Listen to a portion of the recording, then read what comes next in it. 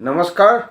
আজি আকৌ মই শ্ৰী ভাস্কৰ কুমাৰ শৰ্মা অধিবক্তা গুৱাহাটী উচ্চ ন্যায়ালয় আপোনালোকৰ সন্মুখত উপস্থিত হৈছোঁ এটা বিষয়বস্তুলৈ। এই বিষয়বস্তুলৈ যোৱাৰ আগতে মোৰ যিসকল নতুন দৰ্শক তেওঁলোকক মই অনুৰোধ কৰি মোৰ চেনেলটো যাতে ছাবস্ক্ৰাইব কৰি লয়, লাইক কৰে, শ্বেয়াৰ কৰে আৰু কমেণ্ট কৰে নতুন দৰ্শকসকলে। আৰু যিসকল ব্যক্তি বা লোকে মোৰ এই ভিডিঅ'সমূহ চাই আইনৰ বিষয়ে কিন্তু জানিবলৈ সক্ষম হৈছে তেওঁলোকে নিশ্চয়কৈ মোৰ চেনেলটো লাইক, শ্বেয়াৰ, কমেণ্ট কৰিব বুলি মই আশাবাদী, লগতে ছাবস্ক্ৰাইব কৰি ল'ব বুলিও মই আশাবাদী। আৰু যিসকল ব্যক্তি বা লোকে মোৰ এই ভিডিঅ'সমূহ অলৰেডি লাইক, শ্বেয়াৰ, কমেণ্ট কৰিছে, ছাবস্ক্ৰাইব কৰি লৈছে মোৰ চেনেলটো, তেওঁলোকক মই আকৌ এবাৰ আন্তৰিক ধন্যবাদ জনাইছোঁ। আৰু এটা বিনম্ৰ অনুৰোধ আছে আপোনালোকক, যিসকল ব্যক্তি বা লোকে মোৰ এই ভিডিঅ'সমূহ চাই ভিডিঅ'সমূহ যাতে শেষলৈকে চায়, অন্তলৈকে চায়, আৰু এটা সমাপ্ত কৰি স্কিপ কৰি নাচায়। তেনেকৈ চালে বিষয়বস্তুটো বুজি পোৱাত অলপ জটিল হ'ব পাৰে, কাৰণ আপোনালোকে সকলোৱে জানে যে আইনৰ বিষয়বস্তুবিলাক অলপ কমপ্লেক্স আৰু আওপকীয়া।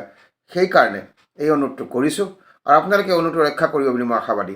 এতিয়া আছোঁ আজিৰ বিষয়বস্তুলৈ। আজিৰ বিষয়বস্তুটো হৈছে কি, বাৰ্থ চাৰ্টিফিকেটত নামটো যদি সলনি কৰিব বিচাৰিছে তেতিয়াহ'লে কি কি ষ্টেপ ল'ব লাগিব বা কি কৰিব লাগিব। কাৰণ দেখা যায় বহুতে বাৰ্থ চাৰ্টিফিকেটখন ওলোৱাৰ পিছত এই সমস্যাসমূহ লৈ আমাৰ ওচৰলৈ অহা দেখা যায়।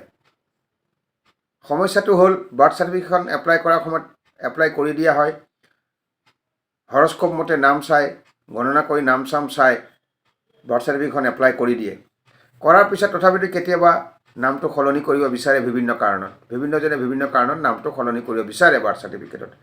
এবাৰ বাৰ্থ চাৰ্টিফিকেটখন ওলাই অহাৰ পিছত তাৰ নাম এটা যেতিয়া অন্তৰ্ভুক্ত হৈ বাৰ্থ চাৰ্টিফিকেটখন ওলাই আহে, তাৰপিছত যদি কেতবোৰ লোকে বাৰ্থ চাৰ্টিফিকেটৰ নামটো সলনি কৰিব বিচাৰে তেতিয়াহ'লে কেতবোৰ ষ্টেপ তেওঁলোকে ল'ব লাগিব।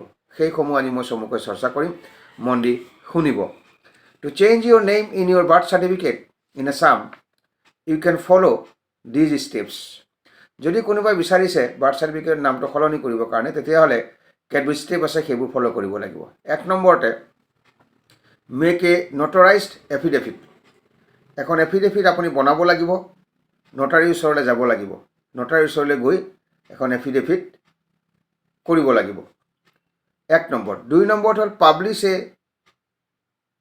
notification in 2 newspapers and in the official gazette. আপুনি যে নামটো সলনি কৰিছে, আপোনাৰ যিটো পুৰণা নাম আছে সেইটোৰ সলনি নতুন নাম আপুনি এডপ্ট কৰি লৈছে, সেই বিষয়টো এখন নটিফিকেশ্যন আপুনি পাব্লিছ কৰিব লাগিব। আপোনাৰ যে নামটো সলনি হৈছে সেই বিষয়ে ইন 2 লোকেল নিউজ পেপাৰ্ছ। আপোনাৰ নামটো যে আপুনি সলনি কৰিছে তাৰ এখন নটিফিকেশ্যন আপুনি পাব্লিছ কৰিব লাগিব 2খন বাতৰি কাকতত, লোকেল বাতৰি কাকতত আৰু অফিচিয়েল গেজেটত। মনত ৰাখিব। ইয়াৰ পিছতো হৈছে apply for a gazette notification. Gazette নটিফিকেশ্যনৰ কাৰণে আপুনি এপ্লাই কৰিব লাগিব। 4 নম্বৰত, use the deed to change your name in gov documents. আপোনাৰ নামটো আপুনি সলনি কৰিলে বাৰ্থ চাৰ্টিফিকেটত, যেতিয়া আপোনাৰ নামটো বাৰ্থ চাৰ্টিফিকেট আপুনি সলনি কৰিব, তেতিয়া আপোনাৰ যিবিলাক অফিচিয়েল ডকুমেণ্ট আছে তাত যিটো পুৰণা নাম আছিলে সেইটো সলনিৰ কাৰণে আপুনি এখন ডিড বনাব লাগিব। অৰ্থাৎ সেইকাৰণে কৈছে, use the deed to change your name in government documents. আপুনি এফিডেভিটখন কৰিলে, নটিফিকেশ্যনো পাব্লিছ কৰিলে নিউজ পেপাৰত, অফিচিয়েল গেজেটত, আৰু গেজেট নটিফিকেশ্যনৰ কাৰণে আপুনি এপ্লাই কৰিলে, কিন্তু গভৰ্ণমেণ্ট ডকুমেণ্টত আপোনাৰ যিটো নাম আছিল পুৰণা সেইটো সলনি কৰিব হ'লে আপুনি এখন ডিড বনাব লাগিব, নেম চেঞ্জ ডিড যাক কয়। তেতিয়া আপুনি তাৰ জৰিয়তে গভৰ্ণমেণ্ট ডকুমেণ্টত যিটো পুৰণা নাম আছিল সেইটো আপুনি সলনি কৰিব পাৰিব বাৰ্থ চাৰ্টিফিকেটৰ জৰিয়তে। এতিয়া অলপ চমুকৈ আৰু অলপ বিস্তৃত বহলকৈ আমি জানো আহকচোন। এফিডেভিট। এতিয়া এফিডেভিটখন যে আপুনি কৰিলে নটাৰীৰ ওচৰলৈ গৈ, এতিয়া এফিডেভিটত কি উল্লেখ কৰিব আপুনি? State Euro current and new name.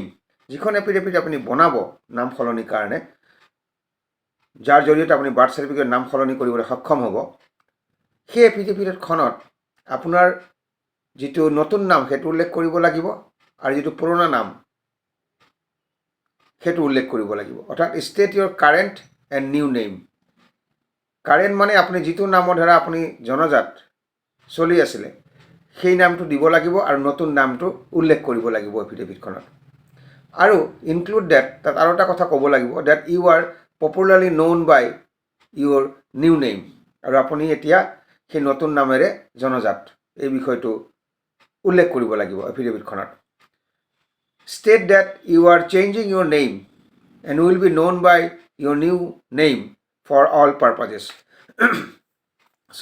সেই এফিডেভিটখনত যিখন এফিডেভিট কৰিব নাম সলনি কাৰণে, সেইখনৰ জৰিয়তে আপুনি বাৰ্থ চাৰ্টিফিকেটখনৰ নাম সলনি কৰিবৰ কাৰণে সক্ষম হ'ব।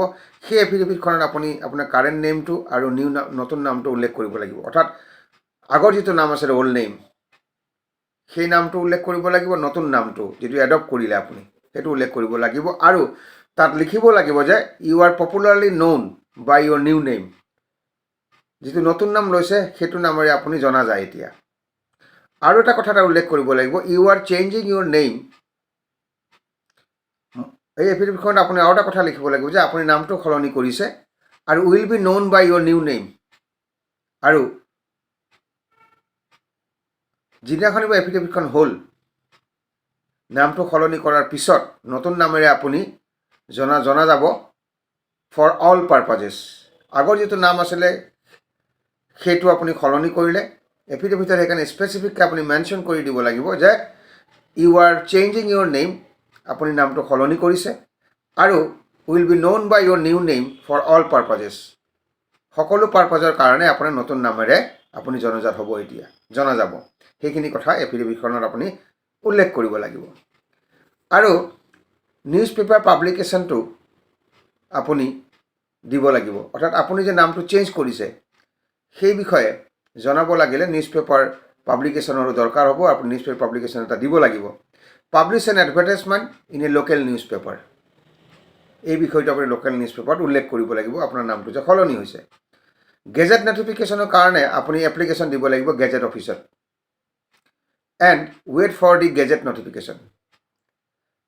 আপুনি যে নামটো সলনি কৰিলে সেইটো গেজেট নটিফিকেশ্যন এখন হ'ব লাগিব, তাৰ কাৰণে আপুনি এখন এপ্লিকেশ্যন দিব লাগিব গেজেট অফিচত, আৰু সেই গেজেট নটিফিকেশ্যনৰ কাৰণে আপুনি অপেক্ষা কৰিব লাগিব। আৰু নেম চেঞ্জ ডিড এখন লাগিব। Use the deed to change your name in government documents. এই গোটেইখিনি প্ৰচিডিউৰ আপুনি ফ'ল' কৰিব লাগিব, ষ্টেপ ল'ব লাগিব বাৰ্থ চাৰ্টিফিকেটত নামটো সলনি কৰিবৰ কাৰণে। আৰু নামটো সলনি হোৱাৰ পিছত গভৰ্ণমেণ্ট ডকুমেণ্টত আপোনাৰ যিটো আগৰ নাম আছিলে সেইটো সলনি কৰিবৰ কাৰণে আপুনি এখন নেম চেঞ্জ ডিড দিব লাগিব। সেইকাৰণে কৈছে use the deed to change your name in gov documents. Government ডকুমেণ্টত নামটো সলনি কৰিবৰ কাৰণে আপুনি ডিড এখন ইউজ কৰিব লাগিব। এতিয়া নেম চেঞ্জ ডিডখননো কি থুলমূলকৈ জানি থওক। A name change did is a legal document that officially records a person's intention to change their name, detailing their old name and new adopted name. অৰ্থাৎ নেম চেঞ্জ ডিডখন এখন legal document হিচাপে গণ্য কৰা হয় আৰু অফিচিয়েলি ৰেকৰ্ড কৰা হয়। যিজন ব্যক্তিয়ে নামটো সলনি কৰিছে তেওঁৰ ইণ্টেনশ্যনটো, তেওঁ যে নামটো সলনি কৰিবৰ কাৰণে ইণ্টেনশ্যন এটা আছে তেওঁৰ, সেইটো অফিচিয়েল ৰেকৰ্ড কৰা হয় নেম চেঞ্জ ডিডৰ জৰিয়তে। Their name detailing their old name and new adopted name. এই নেম চেঞ্জ ডিডখনত আগৰ যিটো নাম তাৰ ডিটেইলখিনি থাকিব আৰু নতুন নামৰ ডিটেইলখিনি থাকিব যিটো আপুনি এডপ্ট কৰি লৈছে এই নেম চেঞ্জ ডিডখনত। আৰু it is a binding document that only requires the signature of the person changing their name. এই ডকুমেণ্টখন কিন্তু বাইণ্ডিং ডকুমেণ্ট বুলি কৈছে।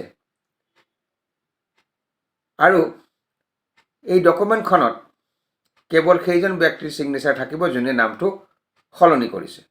মই আকৌ এবাৰ কৈছোঁ, name change did is a legal document that officially records a person's intention to change their name. এখন legal document বুলি কৈছে য'ত অফিচিয়েলি যিজন ব্যক্তিয়ে নাম সলনি কৰিছে তেওঁ যে নামটো সলনি কৰিছে, তেওঁৰ যে ইণ্টেনশ্যন আছে নামটো সলনি কৰাৰ কাৰণে, পাৰ্চনছ ইণ্টেনশ্যন বুলি কৈছে টু চেঞ্জ দেয়াৰ নেম, সেই বিষয়টো অফিচিয়েলি ৰেকৰ্ড কৰা হয় নেম চেঞ্জ ডিডত। তাত আগৰ নামৰ অল্ড নেমৰ ডিটেইলটো আৰু নতুন যিটো নাম আপুনি এডপ্ট কৰিছে তাৰ ডিটেইল তাত উল্লেখ থাকে। আৰু এখন বাইণ্ডিং ডকুমেণ্ট বুলি কৈছে, য'ত যিজন ব্যক্তিয়ে নামটো সলনি কৰিছে তেওঁৰ ছিগনেচাৰ এই ডকুমেণ্টখনত দৰকাৰ হয়। আৰু দুটামান কথা ইয়াত আছে। মই যিখিনি কথা ক'লোঁ বাৰ্থ চাৰ্টিফিকেটৰ নামটো সলনি কৰিবৰ কাৰণে যিটো ষ্টেপ ফ'ল' কৰিব লাগে এইখিনি মই আগতে ক'লোঁ। লগতে কিন্তু আৰু বেলেগ কিছুমান ডকুমেণ্টো দৰকাৰ হয়, আদাৰ ডকুমেণ্টছ। সেইসমূহ হৈছে এড্ৰেছ প্ৰুফ লাগিব, ID proof, passport size photo, undertaking, original news paper, 2 copies of the gazette format, CD in Word file, 2 self-attested photos, self certificate এখন লাগিব, ৰিকুৱেষ্ট লেটাৰ এখন লাগিব আৰু ফিজ পে'মেণ্ট ৰিচিপ্টখন লাগিব। এইখিনি আদাৰ ডকুমেণ্টৰ ভিতৰত পৰে। গতিকে এই আলোচনাৰ পৰা দেখা গ'ল বাৰ্থ চাৰ্টিফিকেটত যদি আপোনাৰ নামটো কিবা কাৰণত ভুল হৈছে তেতিয়াহ'লে আপুনি বাৰ্থ চাৰ্টিফিকেটৰ নামটো সলনি কৰিব পাৰিব। আৰু এই সলনি কৰিবলৈ যাওঁতে কেতবোৰ ষ্টেপ ফ'ল' কৰিব লাগিব। সেই ষ্টেপসমূহ কি কি মই চমুকৈ আপোনালোকক বুজাবলৈ চেষ্টা কৰিলোঁ আজি। আৰু এই আলোচনাৰ পৰা আজি আপোনালোকৰ বিশেষ লাভ হৈছে বুলি মই আশা কৰিছোঁ। আজি মই শ্ৰী ভাস্কৰ কুমাৰ শৰ্মা অধিবক্তা, গুৱাহাটী উচ্চ ন্যায়ালয়, মোৰ আলোচনা সামৰণি মাৰিছোঁ। অহা খণ্ডটিত আৰু এটা বিষয়বস্তু লৈ আপোনালোকৰ সন্মুখত মই উপস্থিত হ'ম। আজিলৈ বিদায় মাগিছোঁ। নমস্কাৰ।